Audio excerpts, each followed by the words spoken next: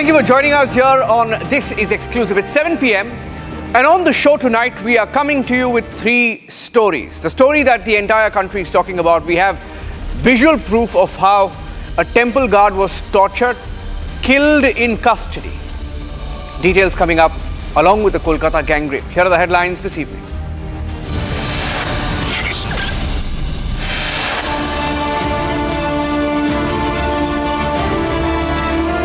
Five policemen suspended in Tamil Nadu over the death of a 29-year-old temple security guard Ajith Kumar in custody. CCTV footage shows a brutal assault on Ajith.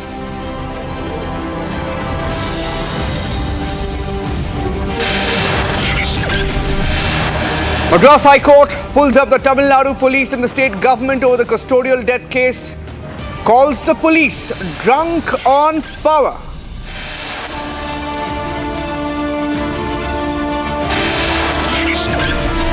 It's becoming increasingly clear now, Republic probing the political links of rape-accused Monojit Mishra, the prime accused in the Kolkata gang rape.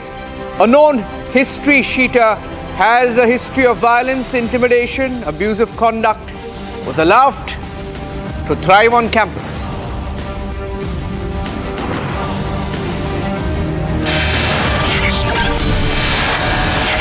How did a girl from Prayagraj end up in Kerala and was trained for jihad? More details on the Prayagraj abduction.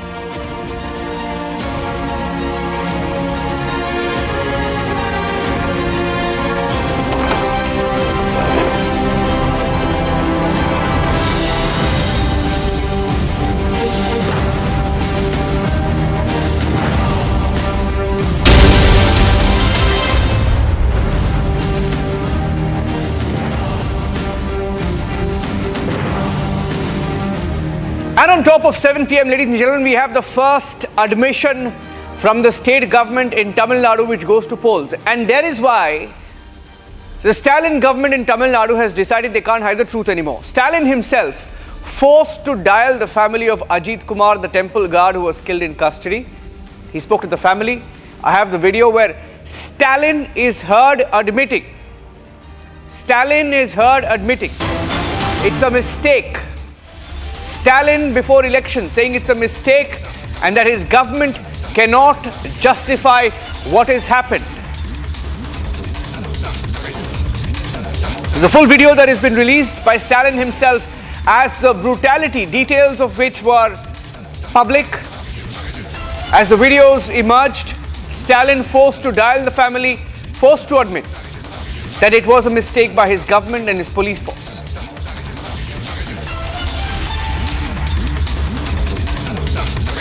We have the video. I'd like to play the video of the family speaking to MK Stalin, and I'll go across to Sharada as well. We have a video with the translation of MK Stalin, the state chief minister in Tamil Nadu, speaking to the family. On the left of your screen, that's the video of Stalin speaking to the family. We have a translation as well. I'll play the video out and we can get Sharada to confirm that Stalin has admitted it's a mistake. Sharada, over to you.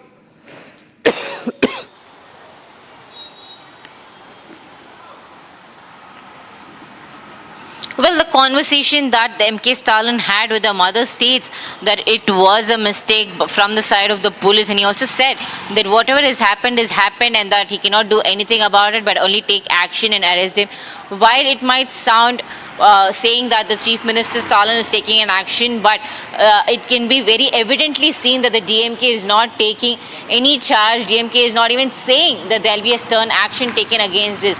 We can see him explaining to Naveen, that is Ajith Kumar's brother, saying that he will make sure that the arrest is there, but he is not even confirming that there will be proper punishment given.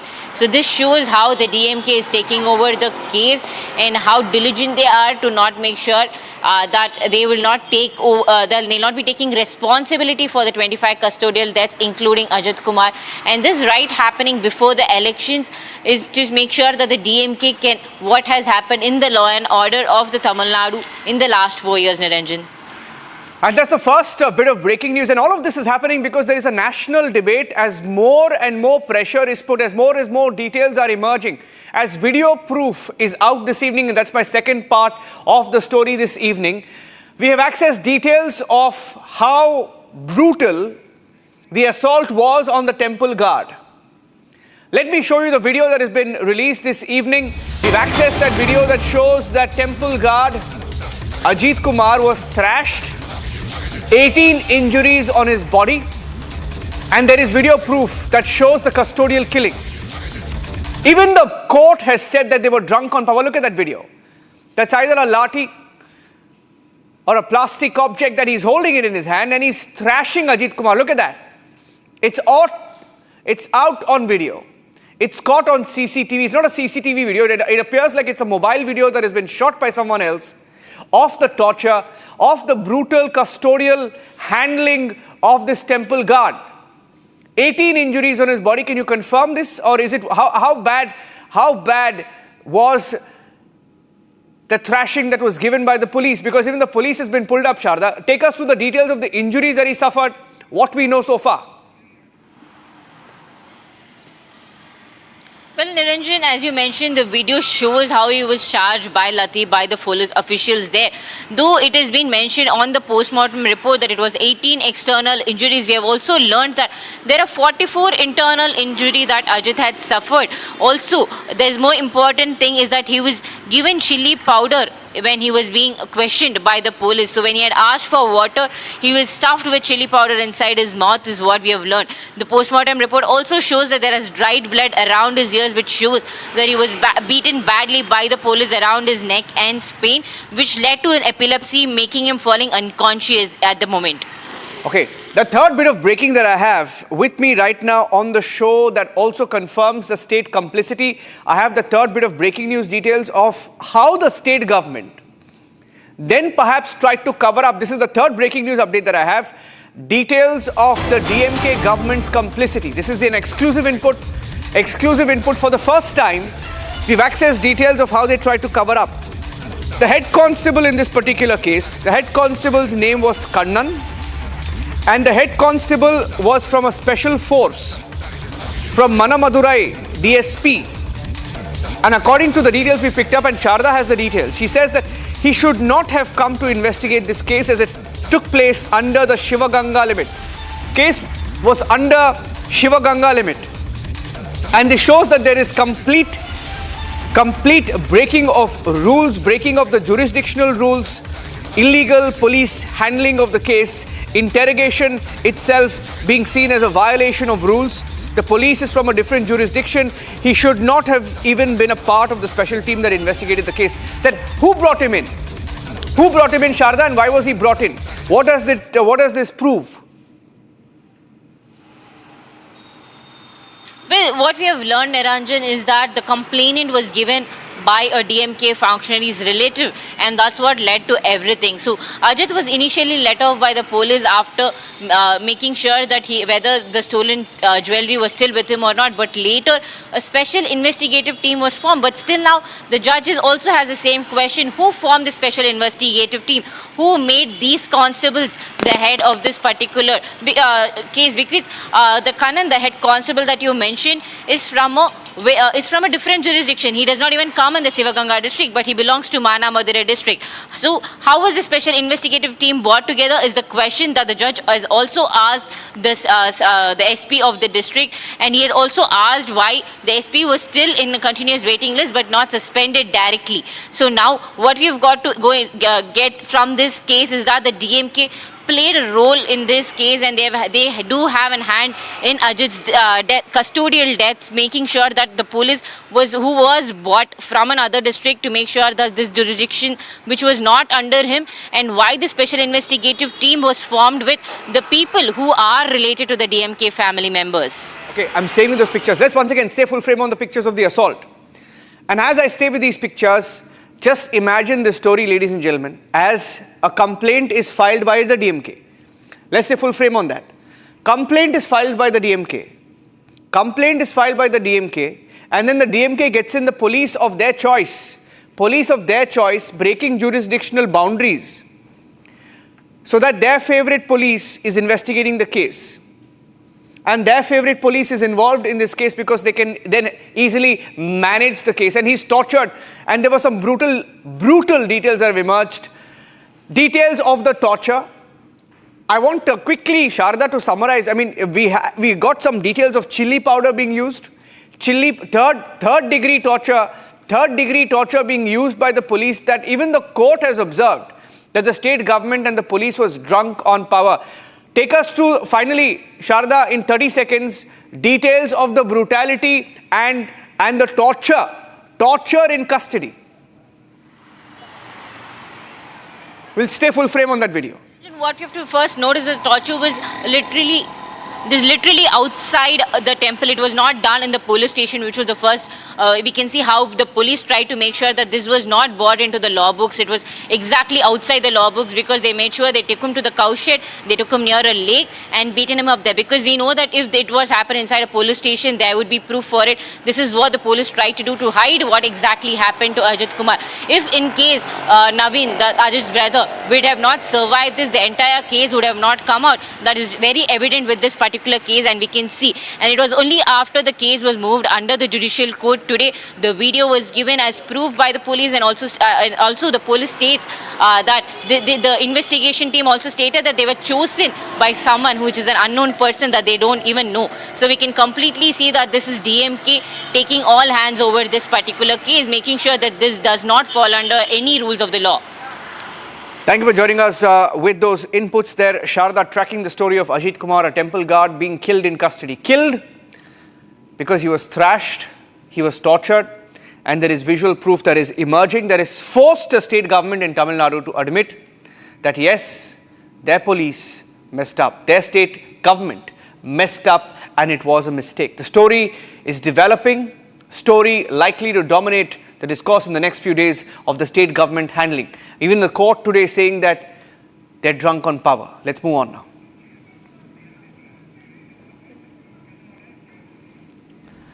And getting in some more details of the Kolkata gang rape case. Republic Bangla is leading the investigation into the patronage of this rape accused. As we look into more details, as we investigate more and more about the role of Monojit Mishra and the kind of political patronage that he enjoyed in Bengal, there are 4 or 5 bits of breaking news inputs that we have in the course of our investigation. Point number one, that he had strong support, possibly from the Trinamool Congress. We have also confronted a Trinamool Congress MLA who had gone to the college where the rape had taken place, where the rape was reported, and he also attended a meeting there, which was headed by Monojit. Monojit, according to reports, became more and more powerful under the patronage of this particular MLA of the Trinamool Congress. There are 4 or 5 bits of breaking news inputs that we have. I'd like to go across to Kishale, also joining us with the details. In fact, the details that we have, and we'll play the graphics out of the story that we have, the 4 or 5 breaking news inputs. Point number one, that Monojit was removed from his contractual position in the college where the rape was reported. And the other 2 accused had been rusticated. This was after the GB meeting. The second bit of breaking news input that we had is that the lawyers of the Alipur court earlier today also wrote to the Bar Council requesting that no lawyer should defend Monojit. And the third breaking news input that we had, that the bedsheet of the government hospital was found in the spot where the gang rape took place. According to sources, bloodstains also on the bedsheet. Question is, how did the government hospital bedsheet end up in a law college? There are details that we're picking up on that front as well. We've confronted the Trinamool Congress MLA, and according to sources, Monojit voluntarily had taken up a low-paying contractual job in the college, which had a monthly payment of up to 5,000 rupees. And the reason why he continued to stay in that job is because he had influence.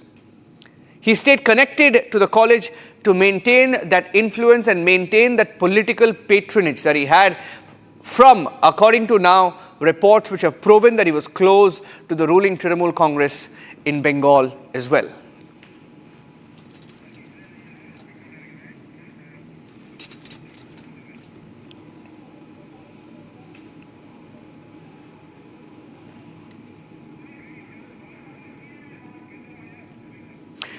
And moving on to the third exclusive story, details of which we're picking up here on Republic TV. The Uttar Pradesh police in Prayagraj have arrested two suspects in the case of abduction and forced conversion of a 15-year-old Dalit girl.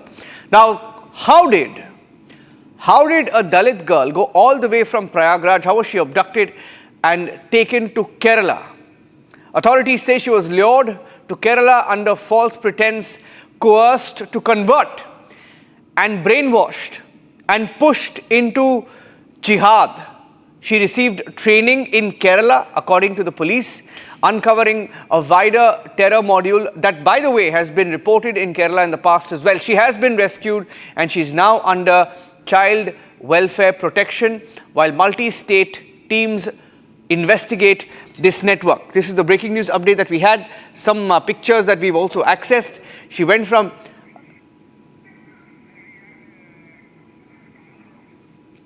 This is a report that we accessed this evening. Let's play it out.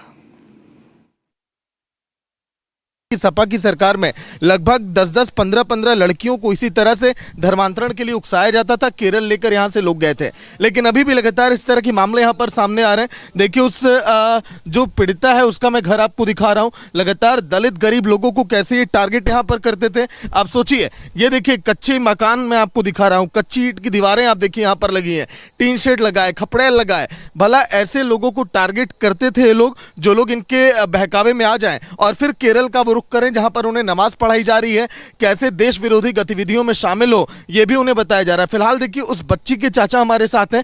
क्या हुआ था sir पूरे मामले में और कैसे बच्ची यहां से लोग उसे बहका कर ले गए?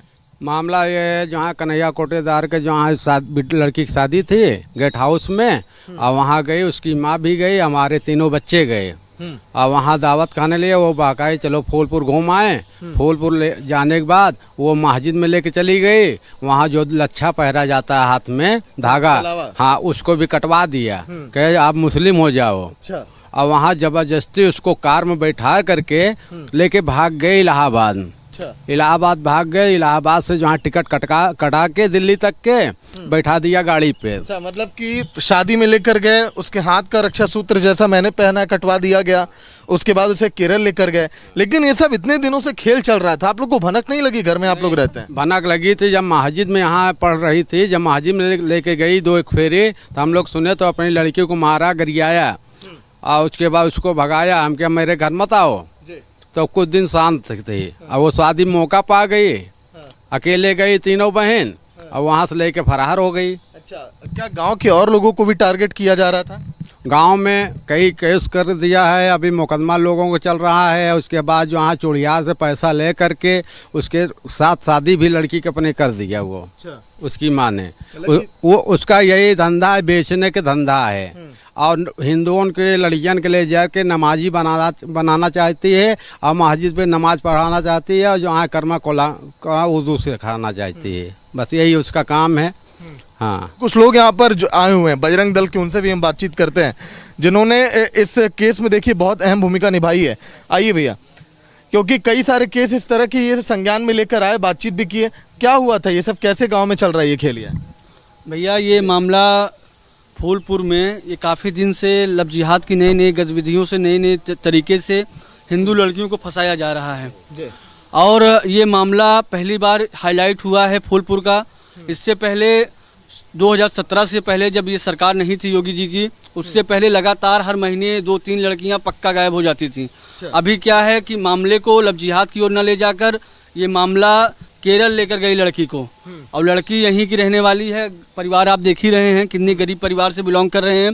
लोग ये भी कह रहे हैं कि अभी इस्लामिक गतिविधियां बहुत तेजी से इस फूलपुर के गांव में चल रही हैं। कई और बच्चियां टारगेट पे थी, कई लोग यहां पर टारगेट पे थे। अब आगे इस केस में जांच कहां तक पहुंचेगी, देखने वाली बात होगी। विजय संतोष के साथ Sagar Mishra, Republic Media Network, Prayagraj. Getting in some exclusive news on the political front now as the chief ministerial race in Karnataka heats up. Very interesting turn of events. Exclusive details we picked up. It appears now that the man who batted for DK Shivakumar as the chief minister has been show-caused by DK Shivakumar himself. What an irony. DK Shivakumar is the Karnataka Congress chief as of today, and he has decided to show-cause the Congress MLA, give a show-cause notice to the Congress MLA Iqbal Hussain, who, by the way, hinted that DK Shivakumar could be the chief minister in the next few months.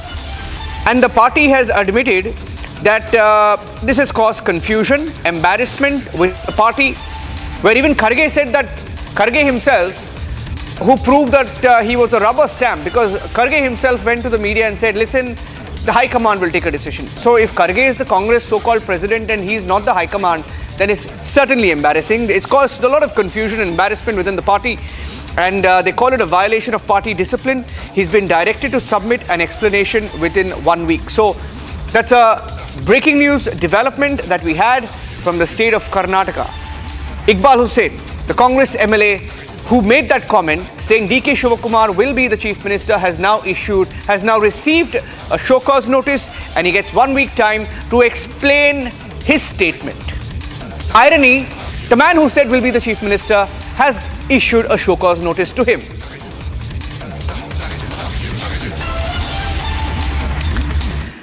And that's it on this edition of This Is Exclusive. Trending coming up next, and 3 big debates with Arnab, including at 8 p.m, the custodial killing in Tamil Nadu. How the police in Tamil Nadu, drunk on power, killed a temple guard. Stay tuned and thanks for watching.